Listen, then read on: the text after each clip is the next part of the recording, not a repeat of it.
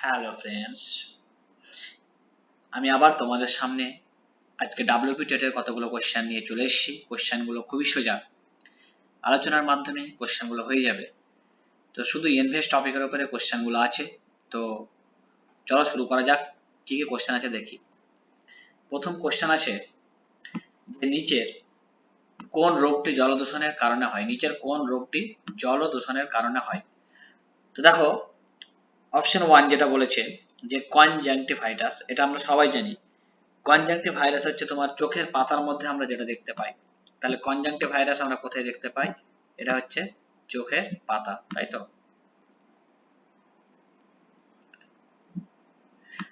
কনজাংটিভাইটাসটা আমরা দেখতে পাই চোখের পাতা।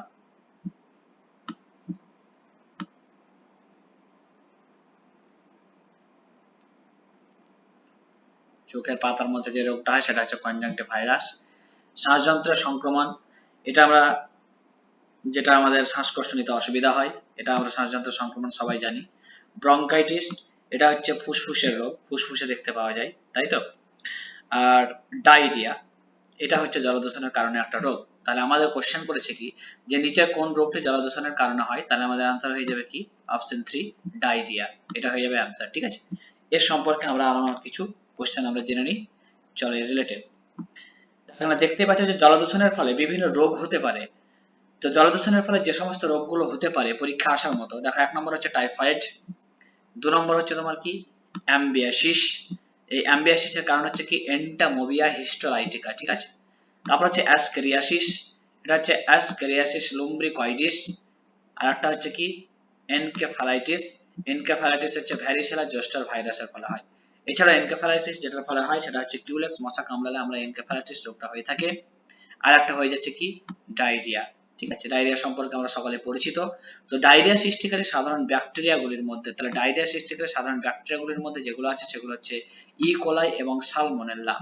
তাহলে কি বললাম? ডায়রিয়া সৃষ্টিকারী সাধারণ ব্যাকটেরিয়াগুলির মধ্যে হচ্ছে ই কোলাই এবং সালমোনেল্লা। আর ডায়রিয়া সৃষ্টিকারী পরজীবীগুলির মধ্যে যেগুলো হচ্ছে সেগুলো হচ্ছে ক্রিপ্টোস্পোরিডিয়াম এন্টারটিস, আর একটা হচ্ছে এন্টামিবা হিস্টোলাইটিকা। এগুলো আমাদের সবগুলোই কিন্তু পরীক্ষার জন্য আমাদের ইম্পর্টেন্ট। তার মধ্যে ইম্পর্টেন্ট হচ্ছে অ্যাম্বিয়াসিস, এন্টামোবিয়া হিস্টোলাইটিকা, অ্যাসকেরিয়াসিস লুম্ব্রিকয়েডিস, আর এনকেফালাইটিস হচ্ছে ভ্যারিসেলা জস্টার ভাইরাস। এগুলো কিন্তু আমাদেরকে মনে রাখতে হবে। 2 নম্বর কোশ্চেন কি বলছে, নিচের কোনটা বাগান চাষ? এই যে এগুলো আছে বাগান চাষ, তারপর হচ্ছে উদ্যান চাষ, এগুলো অনেকগুলো আমাদের পরীক্ষার মধ্যে চলে আসে, ঠিক আছে? তাহলে দেখো বাগান চাষ কোনটা? 1 নম্বর বলছে ধান, 2 নম্বর গম, 3 নম্বর পাট, 4 নম্বর হচ্ছে চা। তাহলে বাগান চাষ আমাদের আনসার হয়ে যাবে কি চা। তাহলে চা, চার সঙ্গে আর কি কি আমাদের বাগান চাষ হতে পারে? দেখো আমি পরে তোমাদের কোশ্চেন এনে দিয়েছি। চা, কফি, আখ, কাজু, কলা, এগুলো সবই হচ্ছে তোমার কি বাগান চাষের মধ্যে পড়ছে, ঠিক আছে? বাগান চাষে কি হয় প্রচুর শ্রম এবং মূলধনের প্রয়োজন হয়। তাহলে এগুলো আমাদের এক্সাম্পল গুলো মনে রাখতে হবে যেগুলো থেকে আমাদের কোশ্চেন আসতে পারে। তাহলে চা, কফি, আখ, কাজু, ফল, এগুলো হচ্ছে বাগান চাষ। তারপরে ধান, ধান আর গমটা হচ্ছে কি ধান, গম, পাট, এই তিনটে হচ্ছে অর্থকারী ফসল। এই তিনটেকে আমরা কি বলবো? অর্থকারী ফসল আমরা বলতে পারি, কারণ এগুলো আমাদের মাঠের মধ্যে আমরা চাষ করি এবং এইগুলো থেকে আমরা ফল মানে অর্থ পেয়ে থাকি। তার জন্য এগুলোকে আমরা কি বলি?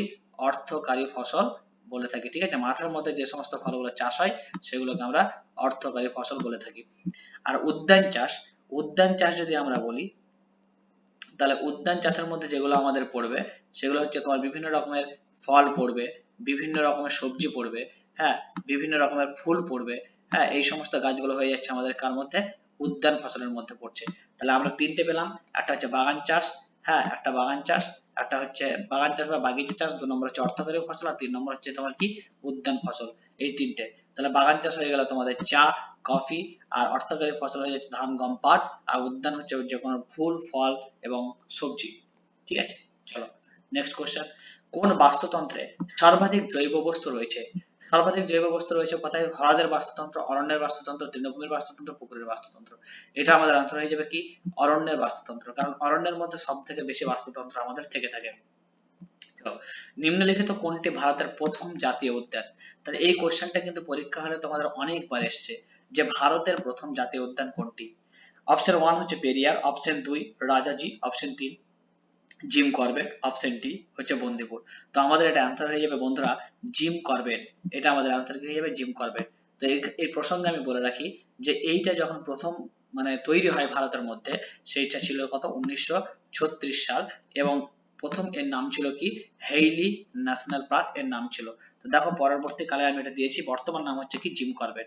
তাহলে ভারতের প্রথম জাতীয় উদ্যান হচ্ছে কি জিম কর্বেট। এটা সম্পর্কে ডিটেলস একটু তোমরা জেনে নাও, তাহলে খুব ভালো হবে, ঠিক আছে। The Hailey national park renamed 1952 Ramganga national park. তাহলে 1952 সালে এর নাম কি হয়েছিল, রামগঙ্গা ন্যাশনাল পার্ক হয়েছিল। তারপর 1956 সালে বলছে এটা জিম কর্বেট ন্যাশনাল পার্কের অন্তর্ভুক্ত হয়েছিল। আর হেইলি ন্যাশনাল পার্ক যেটা ছিল সেটা তোমার তৈরি হয়েছিল কত in 1936। The earliest national park of the world, হ্যাঁ তাহলে অফ দ্য ওয়ার্ল্ড যখন বলবো তাহলে এটা হয়েছিল কোথায়, হেইলি ন্যাশনাল পার্কটা হয়েছিল ইন্ডিয়াতে, ঠিক আছে, কোথায়, ইন্ডিয়াতে। আর অফ দ্য ওয়ার্ল্ড যখন বলবে তখন হয়ে যাবে তোমার ইয়েলোস্টোন ন্যাশনাল পার্ক, যেটা অবস্থিত হচ্ছে তোমার অফ ইউএসএ, এস্টাবলিশ হয়েছিল 1872, ঠিক আছে। এই হেইলি ন্যাশনাল পার্ক বা জিম কর্বেটের যেগুলো প্রাণীগুলো পাওয়া যায় সেগুলো নিচে দেখো আমি তোমাদের দিয়ে দিয়েছি, যে এটি রয়্যাল বেঙ্গল টাইগার এবং এশিয়াটিক হাতির জন্য বিখ্যাত। Jungle cat, barking deer, spotted deer, sambar deer, sloth, chital ইত্যাদি এই সমস্ত প্রাণীগুলো আমার স্তন্যপায়ী প্রাণী দেখতে পাই। এছাড়াও যে বার্ড লাইফ ইন্টারন্যাশনাল এলাকাটিকে নতুন নাম দিয়েছেন কি ইম্পর্টেন্ট বার্ড এরিয়া হিসাবে ঘোষণা করেছেন, কোনটাকে, এই জিম কর্বেট ন্যাশনাল পার্কটাকে, ঠিক আছে। নেক্সট, বন্য প্রাণী সপ্তাহ বা ওয়াইল্ড লাইফ উইক কবে পালিত হয়, এটা হয়ে যাবে 1 অক্টোবর থেকে 7 অক্টোবর পর্যন্ত। তাহলে এটা বর্তমানে আমরা 8 অক্টোবর পর্যন্ত ধরি, যে বন্য প্রাণী সপ্তাহ বা ওয়াইল্ড লাইফ উইক আমরা কোন সপ্তাহটাকে পালন করি, 1 অক্টোবর থেকে 7 অক্টোবর। নেক্সট কোশ্চেন, 2রা ফেব্রুয়ারি আমরা বিশ্ব জলাভূমি দিবস পালন করি, এরপরে নিম্নলিখিত কোন বছর রামসার কনভেনশন আমরা স্বাক্ষরিত করি। তো আমরা সবাই জানি যে 2রা ফেব্রুয়ারি আমরা বিশ্ব জলাভূমি দিবস পালন করি, ওয়ার্ল্ড ওয়েটল্যান্ড ডে। এটা হয়েছিল কত সালে, 1971 সালে। অপশন 3 হয়ে যাবে आंसर, ঠিক আছে। দেখো এর সম্পর্কে কিছু তথ্য আমরা দিয়েছি, যে 1971 সালে 2রা ফেব্রুয়ারি ক্যাসপিয়ান সাগরের তীরে ইরান শহরে রামসার গৃহীত হয়েছিল। প্রতি বছর 2রা ফেব্রুয়ারি বিশ্ব জলাভূমি দিবস আমরা পালন করি, এবং এখন বর্তমানে 82টি রামসার সাইট আছে। এটা হচ্ছে তোমাদের 2024 তথ্য অনুসারে আমি বললাম যে বর্তমানে 82টি তোমার রামসার সাইট হয়েছে, ঠিক আছে। তাহলে এই রামসার সাইট যা তৈরি হয়েছিল 1971 সালে 2রা ফেব্রুয়ারি ক্যাসপিয়ান সাগরের তীরে, এবং এইটাকে আমরা পালন করি 2রা ফেব্রুয়ারি প্রতি বছর বিশ্ব জলাভূমি দিবস হিসেবে পালন করি। খুব ইম্পর্টেন্ট এটা কোশ্চেন, এটা পরীক্ষায় প্রচুরবার এসছে, ঠিক আছে। চলো নেক্সট, কৃত্রিম বাস্তুতন্ত্র উদাহরণ। বাস্তুতন্ত্র দুই রকমের হয়, একটা হচ্ছে প্রাকৃতিক, একটা হচ্ছে কৃত্রিম। প্রাকৃতিক বলতে যেটা আমরা নিজে থেকে তৈরি হয় সবাই আমরা জানি সেটা হচ্ছে প্রাকৃতিক, আর কৃত্রিম বলতে যেটা মানুষের দ্বারা তৈরি। তাহলে দেখো এখানে দিয়েছে একটা পুকুরের বাস্তুতন্ত্র, একটা অরণ্যের বাস্তুতন্ত্র, একটা তৃণভূমির বাস্তুতন্ত্র।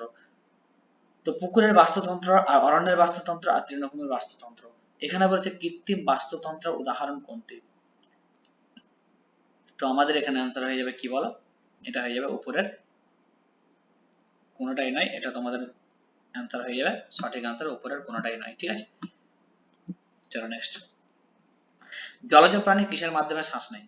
তো জলজ প্রাণী দেখো ফুসফুস, বহিঃফুসফুস, বায়ুথলি এবং ফুলকা। তো জলজ প্রাণী যার মাধ্যমে শ্বাস নেয় সেটা হয়ে যাবে তোমার কি, ফুলকা, মানে মাছ যেটা শ্বাস নেয়। দেখো ফুসফুসের মাধ্যমে তো আমরা শ্বাস নিই, এটা তোমরা জানো। বহিঃফুসফুসের মাধ্যমে শ্বাস নেয় কে, তোমার বিছা বা মাকড়সা যেগুলো আছে সেগুলো বহিঃফুসফুসের মাধ্যমে তোমার শ্বাস নেয়। আর বায়ুথলি তো আমরা সবাই জানি যে বায়ুথলি তোমার, বায়ুথলি কোথায় থাকে, তোমার বায়ুথলি থাকে পাখিতে থাকে বা মাছে থাকে। মাছে যখন থাকে তখন বায়ুথলিটা কি হিসাবে মাছকে স্থির থাকতে সাহায্য করে, আর পাখির মধ্যে যখন তোমার বায়ুথলি থাকে তখন সেই পাখিটাকে বাতাসের মধ্যে ভেসে থাকতে সাহায্য করে এই কে, এই বায়ুথলিটা। তাহলে আমাদের এখানে আনসার হয়ে যাবে কি, যে জলজ প্রাণী কিসের মাধ্যমে শ্বাস নেয়, আমাদের আনসার হয়ে যাবে কি ফুলকা, ঠিক আছে। বাসেল সম্মেলন কিসের সাথে সম্পর্কিত, এই সম্মেলনটা হচ্ছে খুব ইম্পর্টেন্ট একটা সম্মেলন, পরীক্ষায় আসে, ঠিক আছে। তো এটা হয়ে যাচ্ছে বিপজ্জনক বর্জ্যের আন্তঃসীমান্ত চলাচল, আনসার হয়ে যাবে কি বিপজ্জনক বর্জ্যের আন্তঃসীমান্ত চলাচল। তো বন্ধুরা এই যে আন্তঃসীমান্ত চলাচল যেটা আছে, তো এটা একটু বলে রাখি যে কোনো দেশের মধ্যে যদি আমদানি ও রপ্তানির ব্যাপার হয় কোনো জিনিস নিয়ে, তাহলে সেটাকে আমরা বলে থাকি আন্তঃসীমান্ত। মানে দুটো দেশের বা বর্ডারের মধ্যে আমরা যখন কোনো জিনিস আমদানি এবং রপ্তানি করে থাকি সেটাকে বলে আন্তঃসীমান্ত, ঠিক আছে। তাহলে বিপজ্জনক বর্জ্যের আন্তঃসীমান্ত চলাচল। তো দেখো এখানে বাসেল সম্মেলন সম্পর্কে তোমাদের ডিটেলস আমি দিয়েছি। এই বাসেল সম্মেলনের সঙ্গে সম্পর্কিত হচ্ছে কি স্টকহোম সম্মেলন, ঠিক আছে। তো দুটোই আমরা এখানে জেনে নিতে পারবো। তো বাসেল সম্মেলনের মধ্যে ইম্পর্টেন্ট হচ্ছে কি, এটা তৈরি হয়েছিল 1989 সালে, গৃহীত হয়েছিল কত সালে, 1989। এটার হেডকোয়ার্টার হচ্ছে বাসেল, সুইজারল্যান্ড, ঠিক আছে। এর কোনগুলোকে আমরা তালিকাভুক্ত করি, নাম্বার 1 ব্যবহৃত তেল, তাহলে 1 নম্বর হচ্ছে ব্যবহৃত তেল, 2 নম্বর হচ্ছে ব্যবহৃত সীসা অ্যাসিড ব্যাটারি, 3 নম্বর হচ্ছে জৈব কীটনাশক বর্জ্য পদার্থ, 4 নম্বর হচ্ছে স্থায়ী জৈব দূষণকারী বর্জ্য যেটাকে আমরা পপ বলে থাকি, আর 5 নম্বর হচ্ছে রাসায়নিক কীটনাশক যা বহু বছর ধরে পরিবেশে থাকে। তাহলে এইগুলো বাসাল সম্মেলনের অন্তর্ভুক্ত হয়। তো মনে রাখবে এটা গৃহীত হয়েছিল 1989 বাসাল সুইজারল্যান্ড, এবং মনে রাখবে বিপজ্জনক বর্জ্য যেগুলো হচ্ছে বিপজ্জনক যে সমস্ত বর্জ্য পদার্থগুলো, ঠিক আছে। স্টকহোম সম্মেলন এটা স্থায়ী জৈব দূষণ অর্থাৎ পপ সম্পর্কিত একটা সম্মেলন। তাহলে এখানেও দেখো তোমার কি সম্পর্কিত ছিল পপ, এখানেও দেখো পপ সম্পর্কিত হচ্ছে কি স্টকহোম সম্মেলন, যার বাংলায় ফুল ফর্ম হচ্ছে কি স্থায়ী জৈব দূষণকারী বর্জ্য আমরা এটাকে বলতে পারি। ইংরেজিতে এই পপের ফুল ফর্ম কি হয়ে যাবে, পার্সিস্টেন্ট অর্গানিক পলিউশন। কি হয়ে যাবে বলো, পার্সিস্টেন্ট অর্গানিক পলিউশন। এটা তোমরা নিচে এখানে বানানটা দেখতে পাবে, পার্সিস্টেন্ট অর্গানিক পলিউশন। তো এখানে দেখতে পাচ্ছ কপ লেখা আছে, তার জন্য এখানে অ্যাড হয়েছে কি convention on persistent organic pollution. আর যদি শুধু পিওপি পপ থাকে তাহলে হয়ে যাবে পার্সিস্টেন্ট অর্গানিক পলিউশন, ঠিক আছে।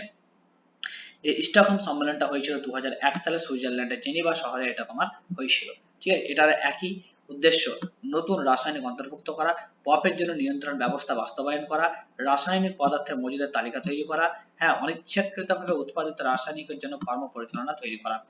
2021 সালে জুলাইয়ের সুইজারল্যান্ডের জেনেভাতে Stockholm convention on persistent organic pollution অনুষ্ঠিত হয় 10 তারিখ, ঠিক আছে। তাহলে 10 জুলাই 2021 সালের 10 জুলাই অর্থাৎ রিসেন্ট এই স্টকহোম সম্মেলনে এটা করা হয়েছিল, সিওপি কপটা করা হয়েছিল, যার ফুল ফর্ম হচ্ছে কি convention on persistent organic pollution. চলো নেক্সট, ডিডিটি এবং অ্যালুমিনিয়াম ক্যান নিম্নলিখিত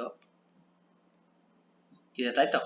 তাহলে ডিডিটি এবং অ্যালুমিনিয়াম ক্যান তাহলে কিসের উপরে হবে বলো, দেখো প্রাথমিক দূষণকারী, গৌণ দূষণকারী, বায়োডিগ্রেডেবল দূষণকারী এবং নন বায়োডিগ্রেডেবল, এটা আমরা সবাই জানি, খুবই সোজা কোশ্চেন, এটা আমাদের আনসার হয়ে যাবে কি নন বায়োডিগ্রেডেবল দূষণকারী, ঠিক আছে। চলো নেক্সট, রাইজোবিয়াম কিসের সাথে মিথো জৈবিক সংশ্লেষ রয়েছে, দেখো রাইজোবিয়াম কিসের সাথে মিথোজৈবিক সংশ্লেষ রয়েছে। তো এটা যখন আমরা তোমাদের নাইট্রোজেন চক্র ক্লাসের মধ্যে যখন পড়িয়েছিলাম, সেই নাইট্রোজেন চক্র পড়ার সময় আমরা পড়েছিলাম যে সিম্ব গোত্রীয় উদ্ভিদের মূলে রাইজোবিয়াম নামক এক ধরনের মিথোজৈবিক সংশ্লেষ রয়েছে, যেগুলো তোমার উদ্ভিদকে নাইট্রোজেন সমৃদ্ধ করতে সাহায্য করে। কোন উদ্ভিদের বলেছিলাম, সিম্ব গোত্রীয়। তাহলে আমাদের আনসার হয়ে যাবে কি অপশন এ। ওকে নেক্সট, নিম্নলিখিত কোন প্রজাতির উদ্ভিদ থেকে বায়োডিজেল পাওয়া যায়, তাহলে নিম্নলিখিত কোন প্রজাতির উদ্ভিদ থেকে বায়োডিজেল পাওয়া যায়, এটা তোমাদের পরীক্ষাতে এসেছিল WBTET এ, ঠিক আছে। তাহলে आंसर হয়ে যাবে অপশন সি জ্যাট্রোপা হয়ে যাবে আমাদের आंसर। নেক্সট, একটা সমন্বিত পরিবেশ বিজ্ঞান হিসেবে ইভিএস অধ্যয়নের তাৎপর্য কি। বন্ধুরা দেখো এটা তোমাদের মানে সাইকোলজির মধ্যে পড়ে যাচ্ছে, অর্থাৎ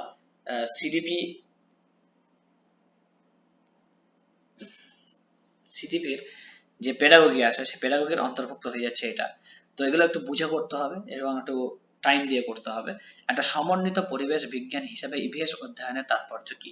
তো প্রথমে বলে রাখি, এখানে বলেছে তোমাকে সমন্বিত পরিবেশ বলতে একটার সঙ্গে আরেকটাকে রিলেটেড করে আমরা পড়াবো, ঠিক আছে। তো নাম্বার 1 বলছে প্রাকৃতিক এবং সামাজিক সাংস্কৃতিক পরিবেশ সম্পর্কে সচেতন এবং পারস্পরিক সম্পর্ক স্থাপন করতে হবে। তাহলে দেখো এখানে বলেছে প্রাকৃতিক এবং সামাজিক সাংস্কৃতিক আর পারস্পরিকের মধ্যে সম্পর্ক স্থাপন করছে। তাহলে আমরা অন্য কোনো অপশনে যাবোই না, যদি এগুলো হবে না আমাদের আনসার হয়ে যাবে কি অপশন 1, এটার সঙ্গে মিলে যাচ্ছে, তাই তো। চলো 2 দেখা যাক, নিচের কোনটি প্রাথমিক বিদ্যালয়ের ইভিএস শিক্ষার অন্যতম উদ্দেশ্য উপস্থাপন করে, নিচের কোনটি প্রাথমিক বিদ্যালয়ে ইভিএস শিক্ষার অন্যতম উদ্দেশ্য উপস্থাপন করে, এইটুকু আমাদের হচ্ছে মেন পয়েন্ট, ঠিক আছে। দেখো অপশন 1, প্রযুক্তিগত পরিভাষা এবং সংজ্ঞা সম্পর্কে শিক্ষার্থীদের সচেতন করা। দেখো সংজ্ঞা যেখানে থাকবে ওই অপশনটা কিন্তু একদম পুরোপুরি বাদ দিয়ে দিবে, কারণ সংজ্ঞার এখানে কোনো জায়গা নেই, ঠিক আছে। 2 নম্বর, ইভিএস সম্পর্কিত প্রযুক্তিগত পরিভাষাগুলি মূল্যায়ন করা, তাদের জ্ঞান প্রসারিত করতে তাদের পড়া উচিত এমন বই সম্পর্কে শিক্ষার্থীদের জানানো। 4 নম্বর হচ্ছে বহির্বিশ্বের সাথে স্কুলের শিক্ষার্থীদের অভিজ্ঞতাকে সংযুক্ত করা। তাহলে দেখো এখানে 4 নম্বর অপশনটা উপযুক্ত, যে বলছে বহির্বিশ্বের সাথে স্কুলের শিক্ষার্থীদের অভিজ্ঞতাকে সংযুক্ত করা, অর্থাৎ বহির্বিশ্বের সঙ্গে যদি আমরা শিক্ষার্থীকে সংযুক্ত করতে পারি তাহলে তার থেকে ভালো এক্সাম্পল তাদের কাছে কিন্তু কিছু হবে না, এটা তারা সহজেই খুব অ্যাকসেপ্টেবল করে নিতে পারবে, ঠিক আছে। তাহলে ইভিএস শিক্ষার অন্যতম উদ্দেশ্য হচ্ছে কি বহির্বিশ্বের সাথে স্কুলের শিক্ষার্থীদের অভিজ্ঞতাকে সংযুক্ত করা। নেক্সট, প্রাথমিক স্তরে একটা ভালো ইভিএস পাঠ্যক্রমের বৈশিষ্ট্য কি। প্রাথমিক স্তরে একটা ভালো ইভিএস পাঠের বৈশিষ্ট্য হলো যে নতুন পণ্য উদ্ভাবনে শিক্ষার্থীদের নিযুক্ত করা, জ্ঞান অর্জনে মনোযোগ দেওয়া, শিক্ষার্থীদের সামাজিক মানসিক দক্ষতা বিকাশ করা, শিক্ষার্থীদের জীবিকা অর্জনে সাহায্য করা। তাহলে একটা প্রাথমিক স্তরে ভালো ইভিএস পাঠ্যক্রমের বৈশিষ্ট্যটা কি হতে পারে, সেটা হচ্ছে অপশন সি, শিক্ষার্থীদের সামাজিক এবং মানসিক দক্ষতাকে বিকাশ করা। তাহলে যদি আমরা ভালো পাঠ্যক্রম মানে ইভিএস ভালো পাঠ যদি দিতে পারি, তাদের যে সামাজিক দিক আছে, তাদের যে মানসিক দিক আছে, সেটা তাদের দক্ষতার বিকাশ হবে, তাই তো। নেক্সট, আদা একটা কিসের পরিবর্তিত রূপ? তাহলে এটা আমাদের আনসার হয়ে যাবে কি, আদা হচ্ছে কাণ্ডের পরিবর্তিত রূপ। এটা বাচ্চা কাল থেকে আমরা পড়ে আসছি, ঠিক আছে। নিম্নলিখিত কোনগুলি পশ্চিমবঙ্গ রাজ্যের প্রধান ফসল, তাই তো? তাহলে আনসার হয়ে যাবে দেখো ধান, পাট, চা। ধান, পাট, চা প্রধান ফসল, পশ্চিমবঙ্গ রাজ্যের প্রধান ফসল বলেছে, তাহলে হয়ে যাবে ধান, পাট আর চা, ঠিক আছে। বাসস্থানের সাথে প্রজাতির ক্রিয়াকলাপের গঠনকে কি বলে? তো দেখো এটা হয়ে যাচ্ছে কুলঙ্গি বা নিচে। কি বলা হয়? নিচে। নিচেটা আমরা বাস্তুতন্ত্র চ্যাপ্টারে পড়েছি। নিচে কাকে বলা হয় দেখো, একটা হচ্ছে তোমার হ্যাবিটেট, এই হ্যাবিটেটের সঙ্গে তোমার নিচের মধ্যে কি আছে? সম্পর্ক আছে। তাহলে একটা পেলাম কি? হ্যাবিটেট, ঠিক আছে। টি এ টি, একটা হচ্ছে হ্যাবিটেট আর একটা হচ্ছে তোমার কি? নিচে, ঠিক আছে। এই দুটো জিনিস দুটো একটু জেনে নাও।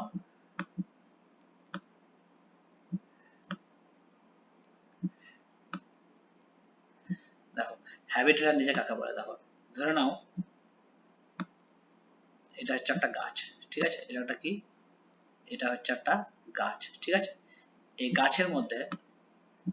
গাছের মধ্যে যতগুলো পশু পাখি এসে তোমার থাকবে, সেই গাছগুলোতে তোমার তো একটা রকম পশু পাখি এসে থাকবে না, গাছের মধ্যে অনেকগুলো পশু পাখি এসে থাকবে। তো এই যে গাছের মধ্যে যে পশু পাখিগুলো এসে বসছে, তো গাছে ধরো একটা কি আছে? তোমার মৌচাকের চাক আছে এখানে। এখানে কি আছে? একটা মৌচাকের চাক আছে। আবার ধরো এই গাছের মধ্যে একটা এখানে পাখি আছে, ঠিক আছে। তাহলে দেখো এই যে একটা পাখি এসে থাকছে, আবার একটা মৌচাক এসে থাকছে। তো এই যে এখানে এসে তারা থাকছে, এটা হয়ে যাচ্ছে তাদের কি? হ্যাবিটেট। তাহলে হ্যাবিটেট আমরা কাকে বলবো? যে একটা পাখিও গাছে এসে থাকছে, একটা মৌচাক গাছে এসে বাসা বাঁধছে, অন্য আরেক ধরনের পাখি এসে তোমার গাছের মধ্যে থাকছে। আবার ধরো যে গাছের ছায়ার মধ্যে তোমার গরু ছাগল থেকে শুরু করে যে সমস্ত প্রাণীগুলো আসছে, সেগুলো তোমার গাছের ছায়ার মধ্যে অবস্থান নিচ্ছে। অর্থাৎ একটা গাছকে ঘিরে সমস্ত রকম পশু পাখি প্রাণীগুলো আশ্রয় নিচ্ছে। তাহলে এগুলোকে আমরা কি বলবো? হ্যাবিটেট। আর নিচে কি বলবো দেখো, নিচে হচ্ছে যে এই যে প্রাণীগুলো আসছে একটা গাছে বসবাস করে থাকছে, কিন্তু তাদের ভূমিকা হচ্ছে আলাদা। যেমন মৌমাছির কাজ হচ্ছে আলাদা, একটা পাখি এসে থাকছে, সেই পাখির কাজ হচ্ছে আলাদা, একটা গরু এসে থাকছে, সেই গরুর কাজ হচ্ছে আলাদা। অর্থাৎ গরু একটা প্রজাতি, হ্যাঁ, মৌমাছি একটা প্রজাতি, পাখি একটা প্রজাতি। তো তাদের নিজস্ব একটা নির্দিষ্ট কি আছে? ভূমিকা আছে। সেই ভূমিকাগুলো তারা যখন পালন করবে, সেটাকে আমরা কি বলবো? নিচে। তাহলে যখন প্রাণীগুলো যখন এসে বসবাস করবে, সেই প্রাণীগুলো যখন বিভিন্ন রকম হবে এবং একটা জায়গায় এসে যখন বসবাস করবে, সেগুলোকে আমরা কি বলবো? হ্যাবিটেট। তারা বাসস্থান নিচ্ছে। এবার সেই বাসস্থানের মধ্যে তারা যখন তাদের নিজের ভূমিকাগুলোকে পালন করছে, সেটাকে আমরা কি বলে থাকবো? নিচে, ঠিক আছে।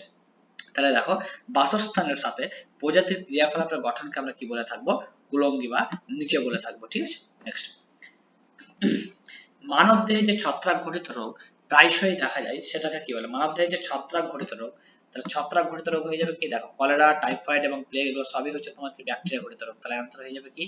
দাঁত।